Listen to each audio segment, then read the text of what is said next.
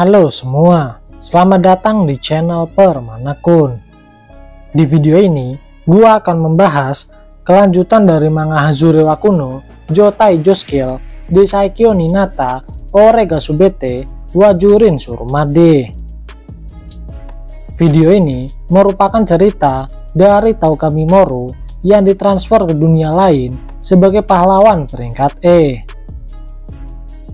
Ia memiliki sebuah misi untuk membalaskan dendamnya kepada Devisis yang telah membuangnya ke dalam dungeon dikarenakan peringkat E yang dimilikinya. Dan video ini adalah pembahasan dari sesudah manganya berdasarkan dari cerita light novelnya.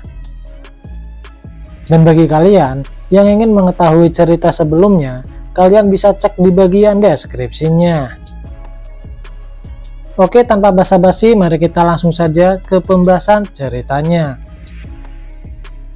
Cerita dimulai ketika Takao Hijiri sedang bertarung dengan Devisis. Dalam pertarungan ini, Devisis sungguh sangat tidak diuntungkan.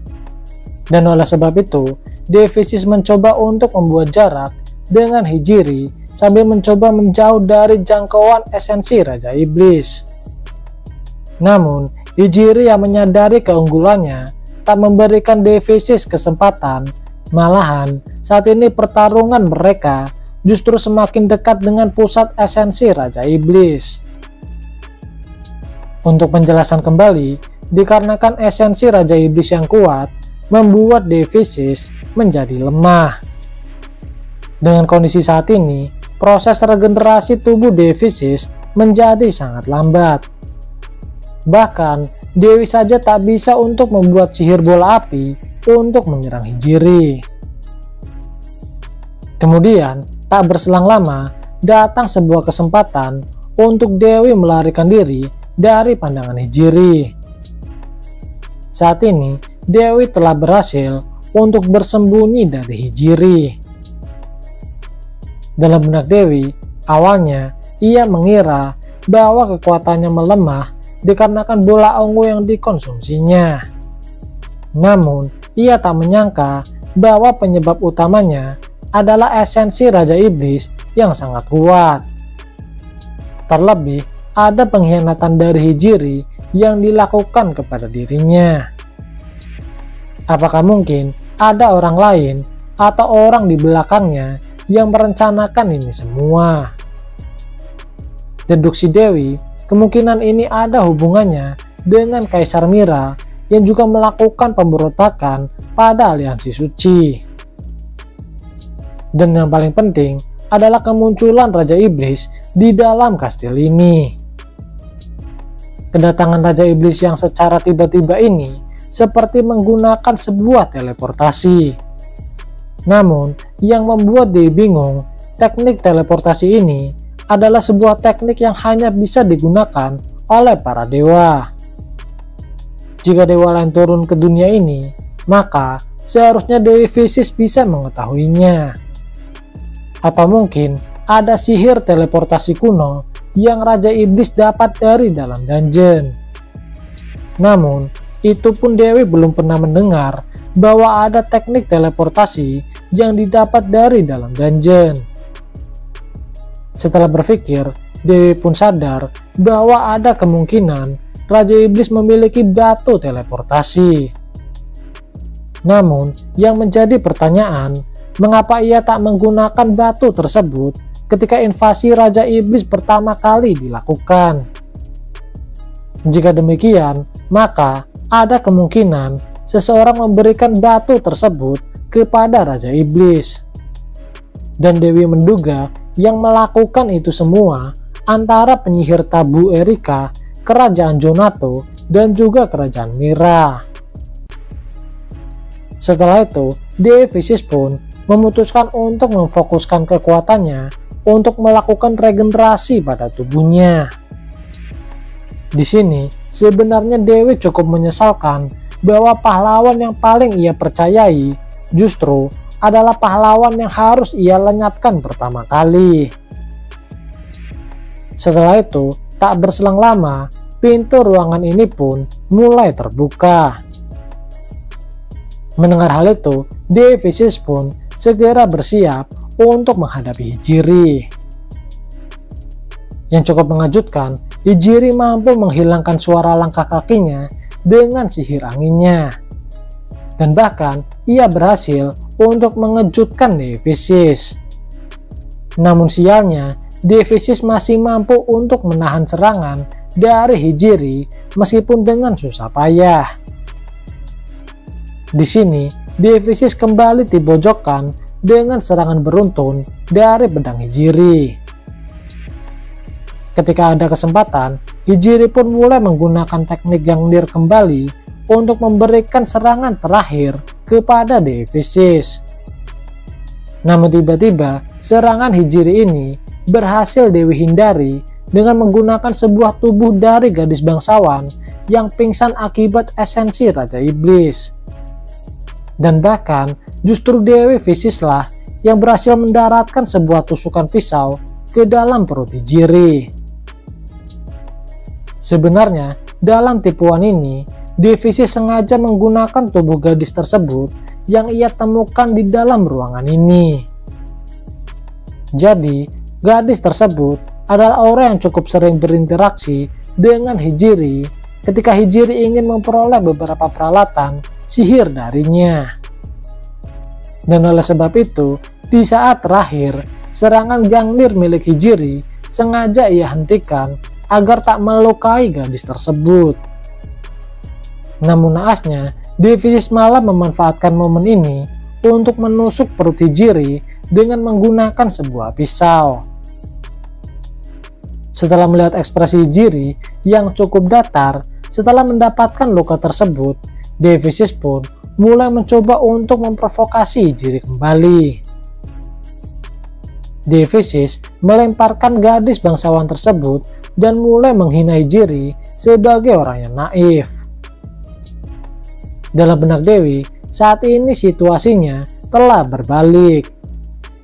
Dengan luka yang diterima Hijiri, mungkin ia tak bisa untuk menggunakan Gungnir untuk menyerangnya. Terlebih, saat ini esensi Raja Iblis menjadi sedikit lemah ketika berada di tempat ini. Dan juga berkat minuman dari bola hitam yang diminumnya, Dewi pun mulai merasa bahwa ia semakin kuat. Dikarenakan situasinya tidak diuntungkan, Hijiri pun memutuskan untuk pergi dan berusaha untuk melarikan diri. Jika itu orang lain, mungkin mereka akan mencoba untuk melarikan diri dan mendekat ke arah Ayaka Sogo untuk meminta bantuan dan mendekat ke arah Raja Iblis. Namun sebaliknya, Hijiri tak ingin membawa Sogo ke dalam masalah ini sampai Sogo membaca sebuah pesan yang telah ditinggalkan oleh Hijiri. Dan oleh sebab itu, Hijiri pun memutuskan untuk pergi menjauh dan keluar dari Kastil Allion. Namun sayangnya, pikiran Hijiri itu dapat dibaca oleh Devisis sehingga dia pun dapat mengejar dan saat ini tepat berdiri di hadapan Hijiri. Sebenarnya Hijiri menduga bahwa Devisis akan terpancing oleh triknya dan menduga bahwa ia akan lari ke arah Sogo. Namun rupanya Devisis justru selangkah lebih maju dari apa yang Hijiri duga. Setelah itu, Devisis pun kembali memprovokasi Hijiri dengan berkata bahwa manusia adalah makhluk yang bodoh yang selalu terikat dengan perasaan mereka. Dan sebagai dewa, Devisis selalu melihat kehancuran manusia yang disebabkan oleh kebodohan mereka sendiri. Mendengar hal itu, Hijiri berkata, meskipun ia belum hidup cukup lama sebagai manusia, namun masih banyak manusia yang begitu peduli dan layak untuk dihormati. Namun sayangnya, bagimu semua itu adalah sifat dari kebodohan milik manusia. Kemudian, Hijiri menggunakan sihirnya untuk menciptakan sebuah bongkahan es dan kemudian meledakkannya sehingga pandangan Devisis pun menjadi sedikit kabur. Melihat hal itu, Dewi pun segera bergerak ke arah Hijri berada. Namun yang mengejutkan, rupanya ledakan tersebut sebenarnya untuk mengalihkan perhatian Dewi dari teknik unlock one milik Itsuki yang segera membawa Hijri untuk menjauh dari Dewi Fisis. Menyadari keberadaan mereka yang telah menghilang, Dewi Fisis pun merasa cukup jengkel. Sebenarnya, jika bukan karena kondisinya saat ini, Dewi bisa mengejar mereka berdua. Namun, dikarenakan kondisinya, Dewi pun memutuskan untuk tak mengejar mereka berdua. Namun tiba-tiba, hal yang mengejutkan, Dewi Fisis merasa bahwa esensi Raja Iblis yang ada di sini tiba-tiba mulai menghilang. Kemudian, cerita pun berganti. Setelah kepergian Hijri, Shogo dan Raja Iblis pun masih saling menyerang satu sama lain. Di sini, Raja Iblis mulai menembakkan sihir dari sabitnya ke arah Ayaka Shogo. Namun, dengan mudah, Shogo bisa menghindari serangan tersebut. Kemudian, Shogo dengan menggunakan skill Silver Ward-nya kembali menyerang ke arah Raja Iblis. Di sisi lain, Raja Iblis juga merespon serangan tersebut dengan banyaknya senjata sabit yang ia keluarkan dari tentakelnya. Setelah itu, dentingan suara logam pun mulai terdengar di antara mereka berdua. Serangan demi serangan mulai menghujani area di sekitar mereka. Di sini, Raja Iblis bertarung dengan sambil mengamati gerakan Shogo dan berusaha untuk melampauinya.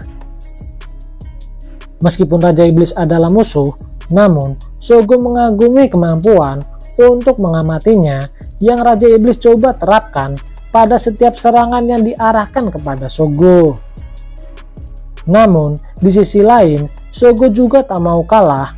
Ia mulai mempertajam inderanya untuk bisa mencari celah dari serangan yang dilancarkan oleh Raja Iblis. Kemudian, setelah mengalami kenaikan level, akhirnya Shogo berhasil mengembangkan teknik Yokugen yang awalnya ia hanya bisa menggunakan satu benang. Kini, ia bisa membayangkan dua utas benang seperti yang bisa dilakukan oleh neneknya. Dengan bertambahnya jumlah utas benang ini, maka kekuatan serangan Shogo kekuatannya dapat digandakan. Namun, efek samping yang akan diterima oleh Shogo juga akan berlipat ganda.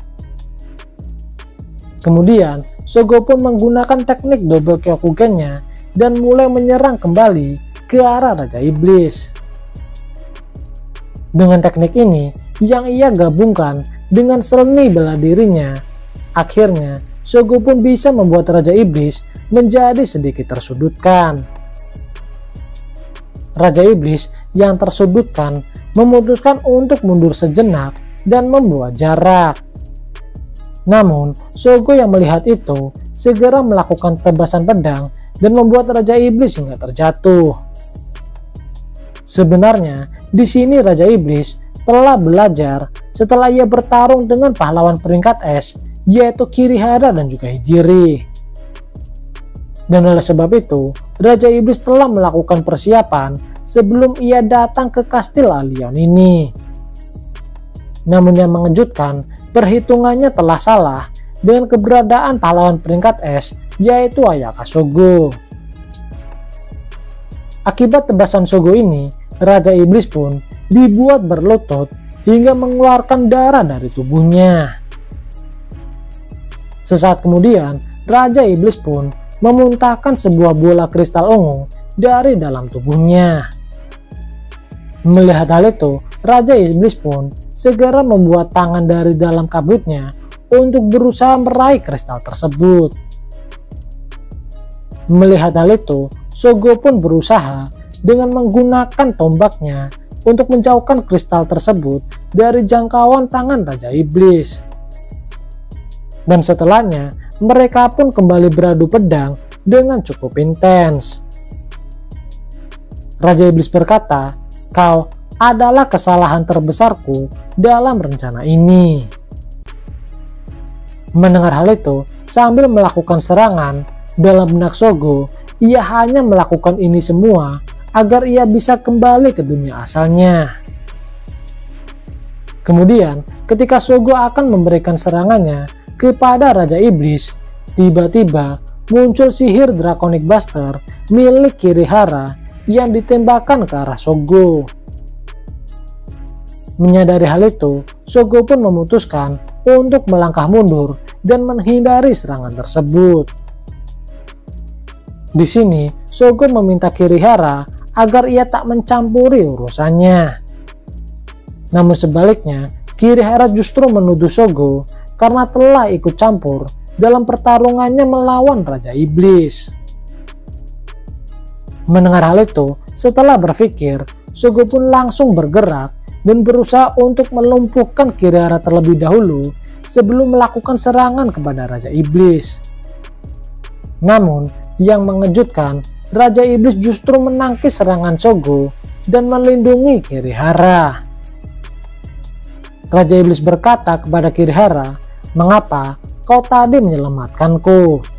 Bukankah kau adalah seorang pahlawan?" Kirihara berkata, "Alasan aku menyelamatkanmu adalah dikarenakan semua orang yang ada di sini tak ada yang bisa memahami diriku yang sebenarnya. Sungguh, Dewi itu adalah orang yang tidak kompeten. Bahkan, aliansi suci hampir tak menggunakan bakatku sama sekali. Kini, aku telah mengetahui apa yang perlu aku lakukan untuk menunjukkan siapa Kirihara yang sebenarnya. Aku akan menunjukkan kualitasku sebagai raja dan akan menjadi musuh mereka untuk menunjukkannya." Intinya, di sini Kirihara adalah orang yang haus akan eksistensi. Dikarenakan orang-orang di sini tak mengagung-agungkannya sebagai pahlawan, oleh sebab itu Kirihara pun berpikir untuk menunjukkan kekuatannya untuk melawan mereka semua.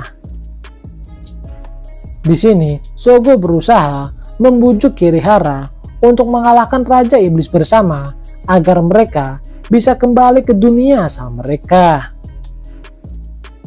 Mendengar hal itu, Kirihara berkata bahwa ia tak ingin kembali ke dunia asal mereka yang membosankan. Kirihara ingin tinggal di dunia ini dan ingin menjadi seorang raja. Mendengar hal itu, Shogo pun menjadi cemas.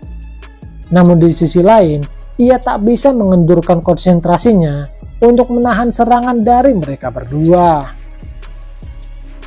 Dalam benak Shogo, meskipun ia masih bisa melakukan serangan, namun ia sudah berjanji sebagai ketua kelas, ia akan membawa semua orang untuk kembali ke dunia asal mereka. Dalam pertarungan itu, kemudian Kirihara pun mengembalikan kristal ungu milik Raja Iblis yang tadi telah direbut oleh Shogo. Di sini, Kirihara dan Raja Iblis memutuskan untuk mundur dari tempat ini. Kirihara berkata bahwa ia sengaja membiarkan pahlawan yang lain tetap hidup agar mereka bisa melihat kekuatan agung milik Kirihara. Raja Iblis juga berkata bahwa ia telah belajar pada kesalahan ini. Dan oleh sebab itu, suatu saat nanti Raja Iblis berjanji akan menyiksa Ayaka Shogo. Setelah itu, Kirihara dan Raja Iblis pun mulai menghilang dari pandangan Ayaka Shogo menggunakan sihir teleportasi. Oke, sekian dulu video pembahasan light novel Hazure wa Kuno, Joutai Joskill, Desaikyo Ninata, Orega Subete, Wajurin Surumade. Jangan lupa like dan subscribe apabila kalian menyukai video ini. Dan jangan lupa aktifkan lonceng notifikasinya agar kalian dapat notifikasi ketika channel ini update video terbaru. Oke, see you.